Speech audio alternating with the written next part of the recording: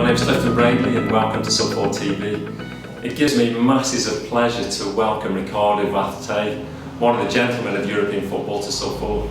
Welcome, Ricardo. Thank you. Firstly, tell me kind of how you started in football. Probably like every other player, just messing about, having fun, until obviously it becomes quite serious and people start calling it a job. But growing up in Lisbon, just play for fun until I signed for a local club. At the time I played 5-a-side and then I went to 11v11. Yeah. I played with names such as Nani. And As the Man United player, right? Yes.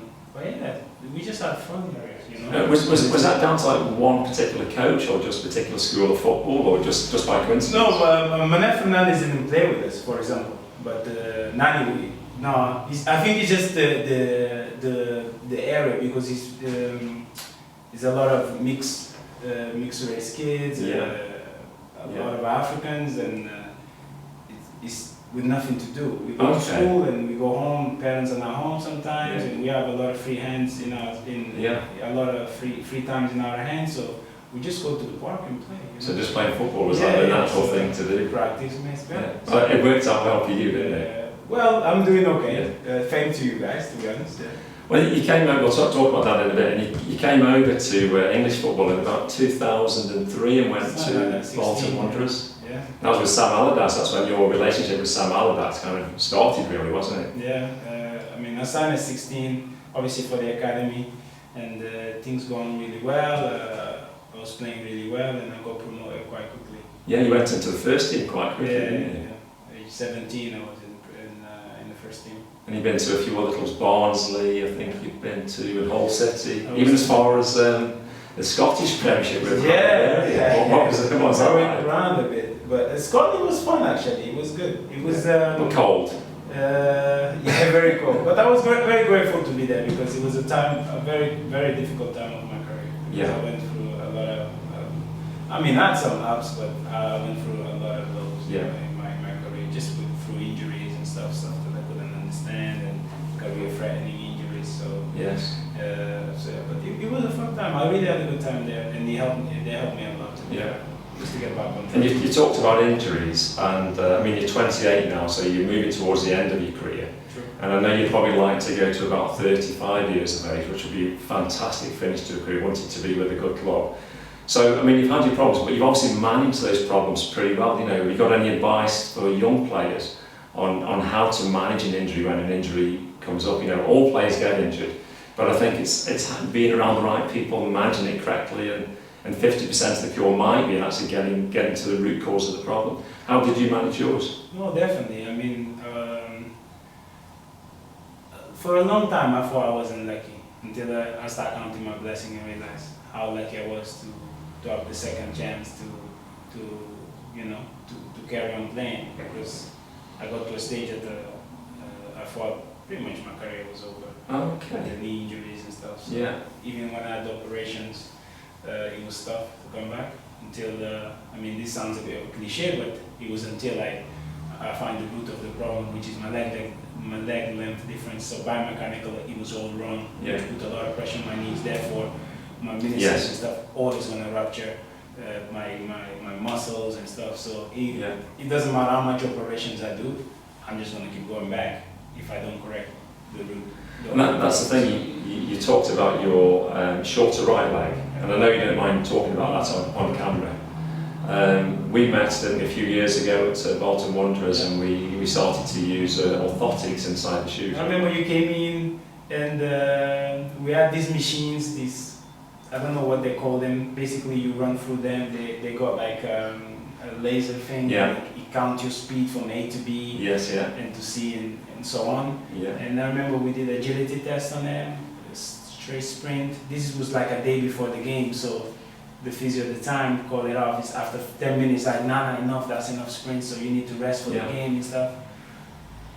I wasn't really explaining why I was doing it. I just got told I have to do some tests, so I did the test.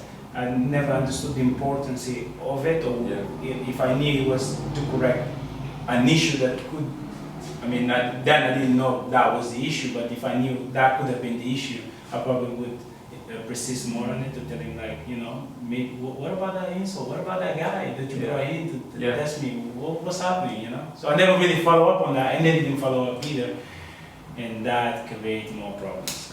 So it was obviously for mutual benefit for both you with your career and us to have you as one of our players. No. And we eventually came to do the orthotics. I'm probably more grateful than you guys. Oh, okay. No, we're grateful too. Well, thank you. You know, like I said, we've had a great working relationship. No. Since I mean, it was the physio called Peltridge, Mel. Yes. And I think he's Mel Petrie. Yeah, I don't know if he's from Stoke. Is he original from He's originally a Stoke guy. And he's, I was having a lot of trouble. Fantastic physiotherapist. Yeah, no, it's.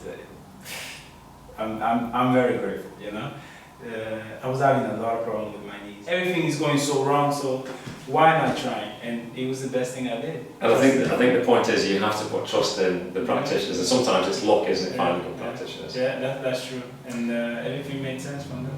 So coming back to you know, kind of where you finished in your career in UK football, you come back to Sam Allardyce, didn't you, at West Ham? Yeah.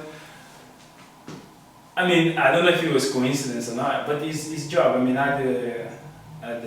we had good times at Bolton. We had a lot of ups. To be fair, we qualified for a club like Bolton. I remember we qualified for Europe 2 years running. Yeah. I mean, that's a huge achievement for Bolton. Now they're in the championship, you know. Yeah. Hopefully they'll get back up again to those days, but some of the guys really did a great job there, and in other clubs, to be honest. I mean, he has a great reputation. He's a very good manager, great tactics. He knows the game. And would you say one of your highlights was the playoffs? And I remember watching that on television when you scored the winning goal at Wembley. Yeah, it was. That was amazing. Yeah, definitely. From everything I went through to come to that time, to that specific moment, to have that little bit of glory, you know. I mean, it was a blessing in the sky. Because there's been a lot of talk about Turkey, hasn't there, recently? Yeah, no, because I went there. I broke my contract at West Ham. I had 6 months left in my contract, with a possible another year, because I kind of gone with the Germans, and the club kind of value me, and I mean, they appreciate it, to be fair, but I just wasn't getting on with the manager. We weren't in the same level. We weren't thinking, and I mean, we weren't moving in the same direction. And I respect that, you know, different ideas, different plans. That's okay, and I have huge respect for him and for the club. So I decided I have to move. But so I decided to break the contract, and it was mutual. And I went to Turkey to try it out for 6 months, and it was okay. It was okay. The toughest part was being without my fiancée, because obviously she was pregnant. She had to come back to London to have the baby, and then they couldn't fly back because you have to wait certain weeks for the baby to be able to fly. That was the toughest part. Up to there was fine, everything was great, everything was sweet as ever, and then when the baby came, oh my God. So I take it now, wherever you go next, you're going to have to take the whole family with you, which will probably make you a lot happier, and you'll play even better. There is a quote, happy wife, happy life. So, I know that one. I just want to ask you, obviously you've been involved in football all your life pretty much, and what do you think about these modern boots? This is a Nike. I picked this for no particular reason other than it's a bit fancy. It's got this bit that comes over the ankle. Now boots seem to be going in this kind of all-in-one sock fashion. And this is the Mercurial. What do you think about the way that boots are changing these days? To be fair, I cannot complain. I think the studies obviously are improving, so the boots are better, but sometimes they will make a mistake because of, I mean, they're trying to be fashion, or they're trying to have all sorts in ones. Sometimes they kind of forget their purpose is just to make the boots that actually function. Yes. And but this doesn't work for me. I tried it, but I know many people that wear it and they love it, simply because of this, because it's too tight around my ankles, and it doesn't really allows me to move much. So I don't like it. I know people that have these boots and they cut it, but boots are better because they know if there is a problem, they get in the lab and they fix it. For example, now I think they better support it. You know, because normally before boots would bend in all sorts. They have places. Yeah, indeed. They won't have much support in the Yes. ankles and stuff. Yeah. So I think they're much better. That's for sure. Yeah. Sometimes they do make mistakes when they bring different lines and when they have other players perhaps designing them, you know, that they're not experts. I think for me, you know, being involved in football as a healthcare professional, I like to see something that's fairly rigid across the ear. Yeah. It just offers support under something called the plantar fascial ligament. Exactly, and I tried this and it'll go everywhere. You see. Yeah. So and I didn't like them. And plus I didn't feel much support, and this feels too tight. But a lot of it is all mental as well. Some players don't really care. Yeah. So And I guess some people. I mean, for me, I learned to manage myself, and every little bit counts for me because I have to look after myself because obviously my knees and my back and all the problems I had through the years. So I cannot cut corners. Yeah. So everything has to be spot on. I'm not like the others. It's very few that are so blessed to never have any injuries Yeah. of a kind. So they can wear these boots, they can wear any other boots, and it's fine. So, but the people who do, they probably won't. Oh, well, thank you for your views on that. And then just one more thing, Ricardo. Of course. This is from the support team, Okay. and from me. Thank you for doing the interview, and congratulations on your beautiful daughter. Thank And I know you're getting married next year, so thank you very much for sparing the time to come into us. Anytime. And it's a real pleasure.